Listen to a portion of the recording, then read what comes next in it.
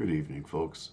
Welcome back to the Fireside Chat here at the Philosophy for Philistines channel with your host, Bill Reimer.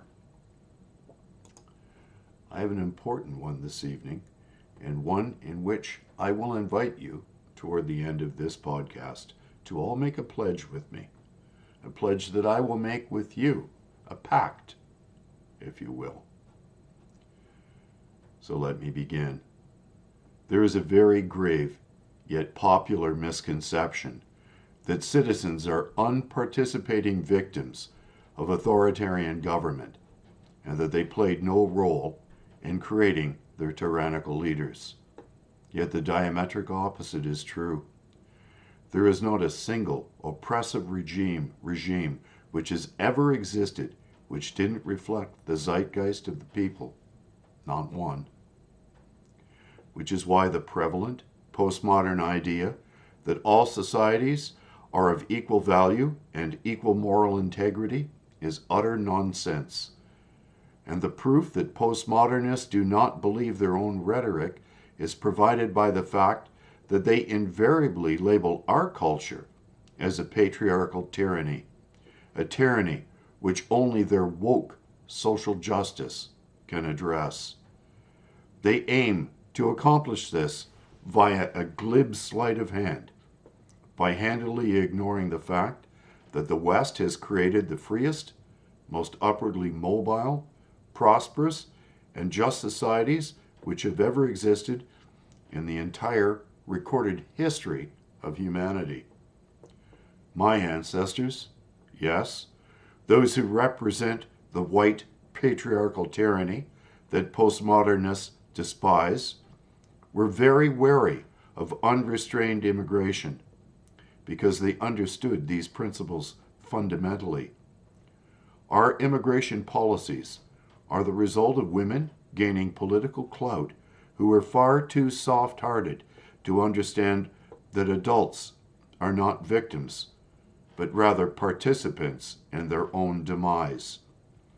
Treating adults as though they are helpless children serves to create a very unhealthy and codependent society. It also is a complete denial of the very principles upon which English common law was founded, namely justice based upon the blind equality and accountability of all under the law. Until people who believe in an all-powerful state realize that the state has become the Oedipal mother, busily building a gingerbread house to fatten its citizens for the state's consumption, and moreover, that every citizen has participated in the making and baking of said gingerbread house, there cannot be a solution to our cultural crisis. Therefore, allow me to establish a baseline for reasoned discussion about the nature of peace, order, and good government. These things are expounded on three fundamental rights of life, liberty, and property. Anything which infringes on these fundamental rights spells the death of upward mobility and personal autonomy. The first victim of said infringement will invariably be the dispossessed, the very class of citizen that postmodernists and cultural Marxists claim to care so much about. This is why it is critical for me to explain why they mean nothing of what they say. They do not care about social justice. They do not care about green energy or net zero. They do not care about social progress. They do not care about the economy. They do not care about LGBTIQQ, etc., unless it is to undermine the nuclear family, which is the very bedrock of society. No, they're glib. Their complete and utter glibness reveals the one thing that they actually do care about, namely, maintaining power at all costs and by all means necessary. The background for this takedown of limited constitutional government in Canada has a long and complicated history but for the sake of brevity, permit me to sum this decline up. Quebec was dominated by the Catholic Church well into the late 50s on into the early 60s, when the authoritarian control of the Roman religion was exchanged for a love of big government, when the state became the new religion of the Quebecois. This process was encouraged by a well-to-do class of professional politicians known as the Laurentian Consensus, who recognized this would provide the Liberal Party of Canada access to a continuing hold on power. The current flag of Canada is nothing other than, nor less than, the stamp of the LPC on the nation's identity. Under LPC leadership, our borders have been opened to accept immigrants from war-torn nations with little to no historical attachment to or understanding of constitutionally limited liberal democracy. These immigrants invariably have voted for ever bigger government out of some perverse attachment to the kind of statism which had made their lives intolerable in their countries of origin.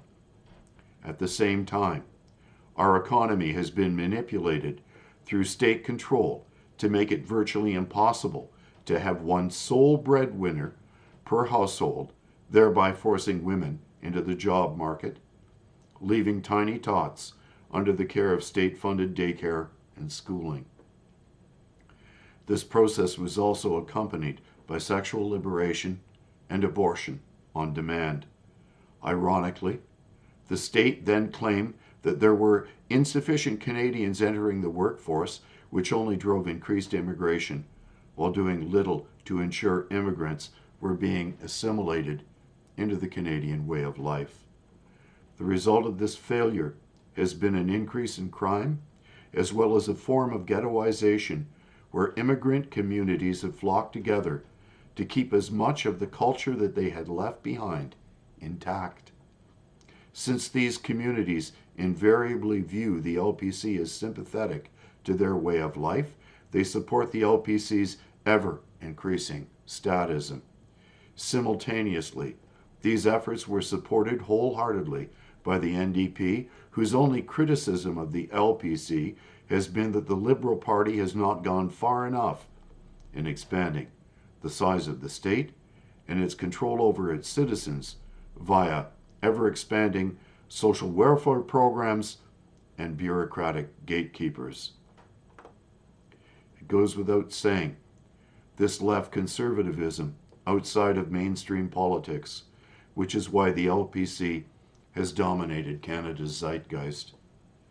This has resulted in the version of conservatism under the CPC, the Conservative Party of Canada, to do two things which are utterly contradictory to conservative principles. Firstly, to pander to progressivism. Secondly, accommodating communities that are socially conservative, such as Islam, while ignoring the one community which most closely aligns with the party's values. Dare I say it, the Anglophone Canadian. Yes, there I said it. The very thing that the CPC cannot even admit. Even as Quebec declares itself as a distinct nation within Canada.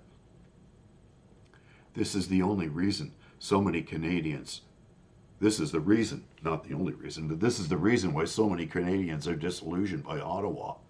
Ottawa not only forgot about us, but it also despises us.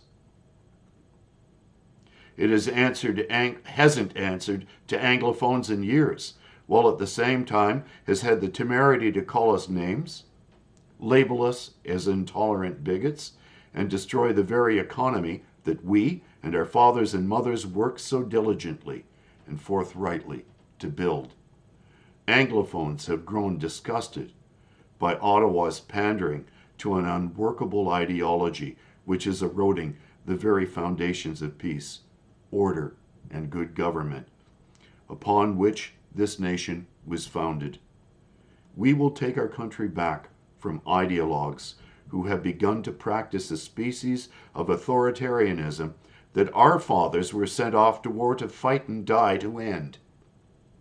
Since the elitist Laurentian consensus has brought the fight to our backyards, I can assure you that this patch of grass is one that many Canadians will be willing to die to preserve as a Canada that we can recognize. I am reminded of Alexander Solzhenitsyn's now famous quote regarding the former Soviet Union. We know they are lying. They know they are lying. They know we know they are lying. We know they know. We know they are lying, but they are still lying. His book, The Gulag Archipelago, made it impossible for all but the murderous to believe in social collectivism's profane ideology. It is incumbent upon each and every one of us to inform the so-called great and the good, our postmodern cultural elite, the globalists, and the Laurentian consensus that we will no longer participate in their lies, but will use every means at our disposal to expose them. I pledge myself before Almighty God never again to bargain in the lies told to us by people who label us as conspiracy theorists for seeing through their lies. They know we are not conspiracy theorists. We know they know we are not conspiracy theorists. We know they know we know that it is all a lie, and they know we see right through them, yet they still keep mislabeling us while hiding behind a faux screen of fake virtue signaling. So these are my thoughts this evening on this 18th of November. And I invite you all to make that pledge with me. Don't participate in these lies. It all begins and ends with each one of us. We have the power to stop it. Our ancestors created this country, and we can stop them. Just don't go along with the nonsense. God bless you, and have a wonderful evening.